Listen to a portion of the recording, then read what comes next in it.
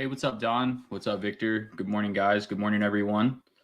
Hope everyone can hear me. Can you just confirm in the chat if you can hear me and audio is okay?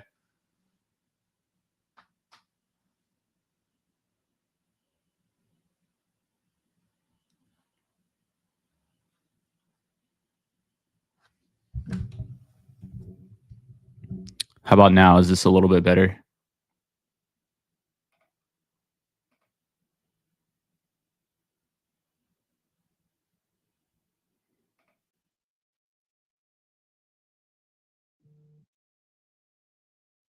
Hopefully hopefully it's a little bit better now. I've reduced some of the background noise.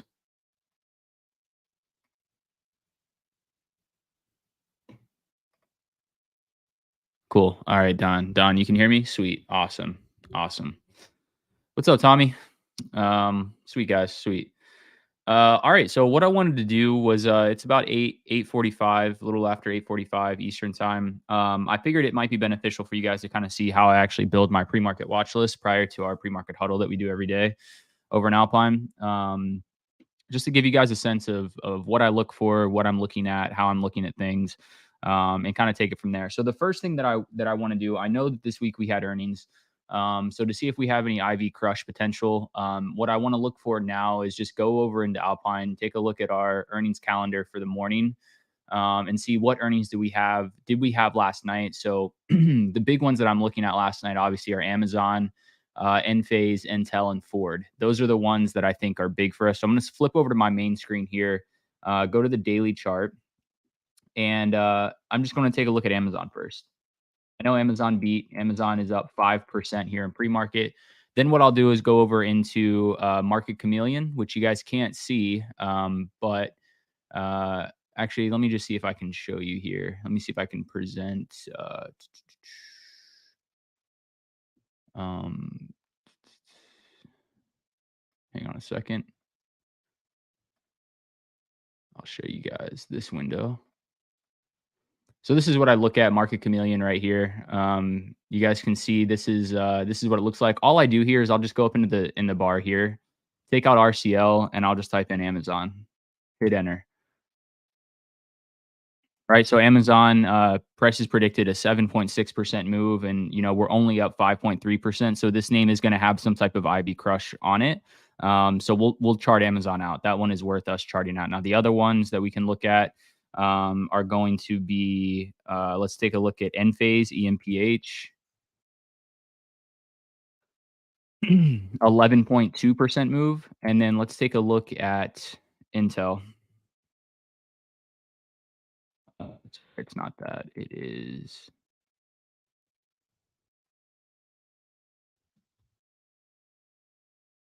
Oops. Hang on one second. NTC. Sorry, I knew it was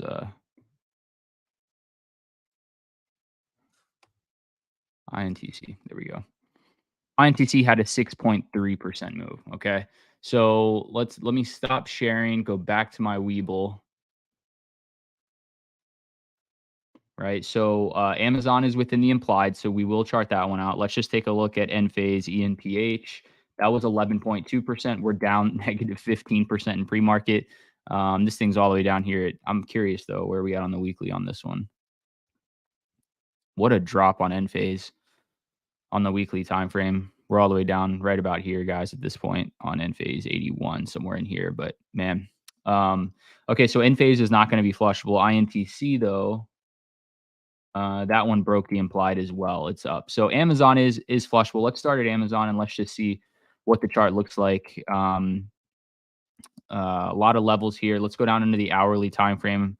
Extended is off, and let's just see what pattern we have setting up here on Amazon. Where are we at? So 124 is a huge level on the hourly, guys. As soon as I look at this chart going all the way back here to September, because we can see here that we bounced multiple times right at 124. When we lost 124, we fell down, very, very quickly down to that purple line, which is the 121.31 level, a big key spot for me, which is why I have it purple.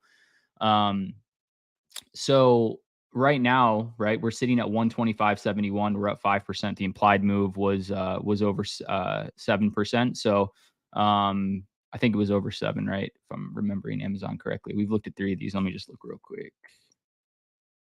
Amazon 7.6% implied, and we're up 5%. So we're sitting at 125.63 now on the chart. Where are we at? Where is this at on the chart? Right, 125.63 is going to be right in this area right here. Okay, so if we move upside today on Amazon, a couple things that I'm going to be looking at. Let me put this line here to show you where we're at, 125.60, just to show you where we're at in pre-market. We're currently sitting about right here in pre-market. Okay.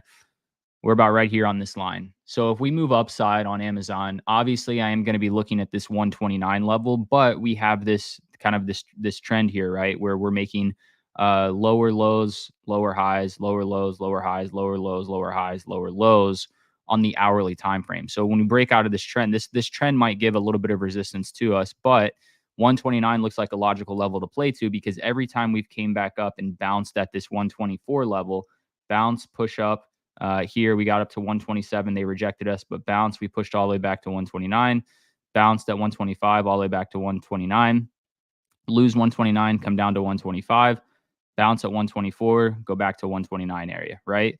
Lose 124 all the way down to 121. So I'm going to be looking for us to, if we do sell, make sure that we hold this 125.63, because if we don't hold 125.63, I think we'll fall down to the 124 level. We saw it happen on the hourly time frame multiple times in the past. And that is kind of the line in the sand today if we sell on Amazon, right? 124. If we lose 124, guys, 0 days today could go absolutely crazy, because we could fall down to 121. I don't think that we're going to lose it based on their earnings report and how well they did.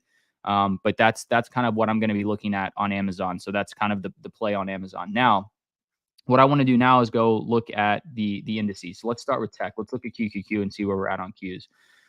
So immediately I look up here on the top left. I see that we're up 1% in pre-market, 0.9%. 346.81 is where we're at. And then so what I want to do now on the hourly is just look and see, okay, do I have anything on the hourly that would tell me 346.81 is a key level, right? I don't have anything, like I don't have any key levels other than maybe this hourly line here. We're kind of sitting 346.90 now. Sitting right up in this area right in here.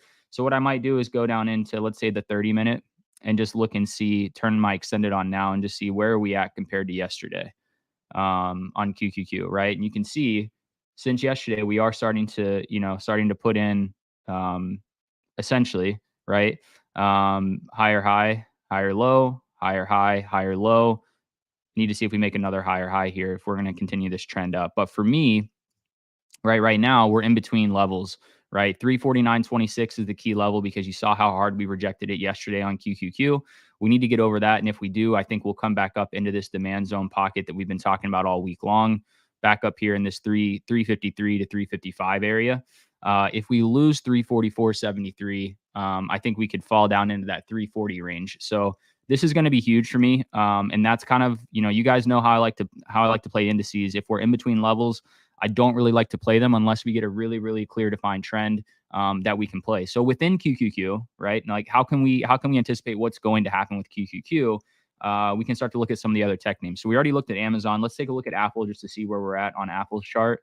Apple's still relatively weak, right? Comparatively speaking to QQQ, because on the same 30-minute chart, we saw QQQ making higher highs and higher lows. Well, what is Apple doing, right? Apple actually made lower lows and lower highs here, right?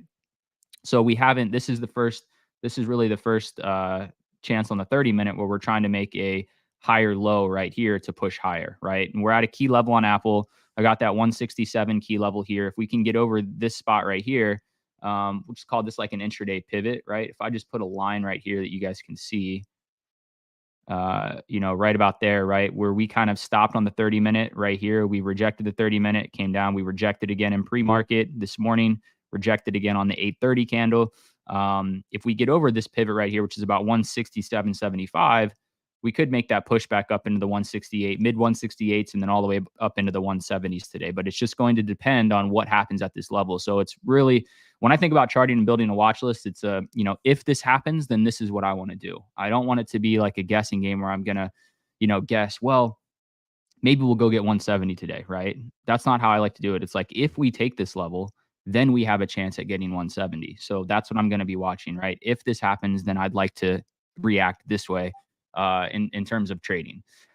So that's what I'm thinking on Apple. Now let's go over and look at some other tech names. Let's look at Microsoft and see what Microsoft's doing. Microsoft's at that big daily level, guys. Remember this level? We played this so many times. Um, back, oops, that's a trend line. I don't need that anymore. But if you guys remember, I think it was last week, we played this Microsoft chart so many times in a row. When we broke over 333, we played like 340 calls during the week up here, and we got a nice like 50% move, maybe even 100% move every time we did this. Break 333, go up to this 336, right? Reject 333, right? So here we go. This is a great example. Breakthrough resistance, come down, hold it as support, lose it. Now it becomes resistance. Now it's resistance. Break through it again, pull down, push up, and this 336 level kind of became a big resistance. But every time we pushed up through this 333 level, we traded it up to 336, right? Break through it here. We had a little bit of choppiness here, but essentially on the larger time frames, we held 333, pushed to 336, right? Resistance, big earnings report beat here, came right down to 333, lost 333, went right down to our 328 level. So now here we are again, right? Now we need to see, what are we going to do at 333? Right? Are we going to do this? Are we going to push up to 333, reject it, and then sell back down? Or are we going to see this? Are we going to see pushing up in pre-market, break 333, and go all the way up to 336, right? Because this right here looks very similar to what's going on right now in pre-market, right? Where we're kind of pushing, and if we push up and break 333, I will be looking for that 336 if I were to drag this line all the way out here for you guys so you can see it. That's what I'm going to be looking at first. And we can see how well this respect. Actually, you know what we should do? Let's just take this line off. And I'm just going to add that as a key level, because as many times as we've reacted to this level here, 335, 30, somewhere in there, that's key for me. I'm going to color this purple so I know if I do trade Microsoft long today, that's going to be the first target for me. If we break 333, my first target is going to be 335. If we break 335, then I'm going to be looking for 339, somewhere up in here, up in this area here. So that's what I'm going to be looking at on Microsoft. Another tech name that we can look at is going to be Tesla. Let's just see what Tesla is doing today. So Tesla, again, this is another name. You guys are starting to see a pattern, right? Like we're starting to put in on all these names, higher high, higher low, looking for a higher high now. But if we break, we're holding right now in Tesla on 210.61, looking for that 215 level to the upside. Tesla zeros could go crazy if the markets rip on Friday. And again, I don't know if they're going to, and I'm not going to guess that we are going to. It's an if this happens, then I'm going to do that situation. So if Tesla holds 210, I think we've got a good chance to go get yesterday's high on Tesla up here at like 215. And if we go down to the 5-minute, zoom out just a little bit, you'll kind of see, right? Maybe here, maybe this is the double top, right? This is a double top we had yesterday on Tesla. So this would be, if we want to trade upside, this would probably be my first target, right? Somewhere in that 213 area, 212.50, somewhere in this, within this pocket is kind of going to be that first target on Tesla long. And if we get over that and hold this supply zone, then we can trade up to 215. But that's what I'd be looking at on Tesla. Now, Exxon has earnings this morning, XOM. And we're only up 0.3%. I'm going to go back to Market Chameleon. You guys can't see this on my screen, but I'm going to go back to that same Market Chameleon website, and I'm just going to type in XOM as the ticker, and the option price is predicted a 2.1% move on XOM this morning. What I'm going to do also, because I'm curious, I'm just going to open up another tab and just type in, so you guys know how to do it, XOM earnings. I have no idea what they did with the earnings, so I'm just looking at the first headline. Here we go. Investor Business Daily. Headline says ExxonMobil, Chevron see third quarter EPS slip more than 40% as companies stress acquisitions. So ExxonMobil and Chevron reported worse than expected third quarter earnings on Friday. Both energy giants saw quarterly profits decline more than 40% as results ran up against earnings boosted by spiking oil prices during 2022. Okay, so they missed their earnings report and they're kind of flat right now. I didn't know that CVX also had earnings. Did they report last night? Oh, no, they reported this morning. Okay, they're this morning too. Let's see what CVX is like too. Let's go to the Market Chameleon, type in CVX, see what their implied was. I'd imagine it's, probably pretty similar. Yeah, 2%. Exxon was 2.1, so let's see what CVX looks like. Okay, so they beat their implied. They sold off pretty hard, right? So Exxon, this is the one that I'm focusing on. I'm not even focused on CVX right now because they beat their implied move. Don't even wanna worry, waste my time on that. It's a waste of time to even look at that right now, in my opinion. So let's go to the hourly. On Exxon, what do we have here, right? Well, we've got a downtrend, clear defined downtrend on the hourly time frame. I always like to look at hourly guys without the extended on just to kind of give me a story on larger time frames of what's kind of happening. Right here's the downtrend. If we break this downtrend, we could see a pretty nice move to the upside potentially. But if we lose 107.33, I think we've got a chance to fall down into we could sell pretty hard on Exxon. It's just going to depend on what XLE energy sector ETF is going to do, right? So with XLE, where are we at in pre-market? Let's go back to the 5 minute, turn our extended on. XLE is pretty flat in pre-market right now, but you can see the sells from energy. And the big level here is going to be 86. So if XLE loses 86, I think we've got actionable short side setups across the different oil names. So that's what I'm going to be watching today, guys. Amazon for a potential IB crush, XOM for a potential IB crush. Took you through SPY and QQQ. The last one I want to talk about is Meta because we haven't talked about this one yet. Meta looks relatively strong in pre-market on the 5 minute. We are up 1.7% here. If we can break over 295, I think we've got a chance to get back to that 300 level, 298, 300. So 294.63 is the level that I'd be looking at on Meta. Looking to catch a trend on there and push to the upside. So that's kind of my pre-market game plan, the way I do things. The other thing I might look at on a daily basis is maybe Bitcoin just to see where's Bitcoin at in the overnight session. What did it do? How did we trade? Bitcoin's still consolidating, guys, on this time frame. I mean, this is ridiculous. The amount of consolidation we're seeing on Bitcoin on the hourly, um, pretty crazy, right? We're basically stuck between 33.6 and 34.8. So about 1.2K worth of range. Not a lot of range on Bitcoin. So looking for this to break downside or upside, and when it does, we can trade names like Coin, Mara, Riot, miners like that, in anticipation for a break. But that's how I build the watch list, guys. Make sure you like the stream. Make sure you subscribe. We'll keep doing these if you guys want me to keep doing these for you. I'm gonna start putting everything together, putting it into the pre-market watch list channel over on the Discord. We'll go through it, and then we'll be live trading at 9:30 on Voice like we always do. So appreciate you guys stopping by for the stream. I'm going to bounce off of here and I will be back on in about 10 minutes over on the stream where we'll be trading the 2K account again today.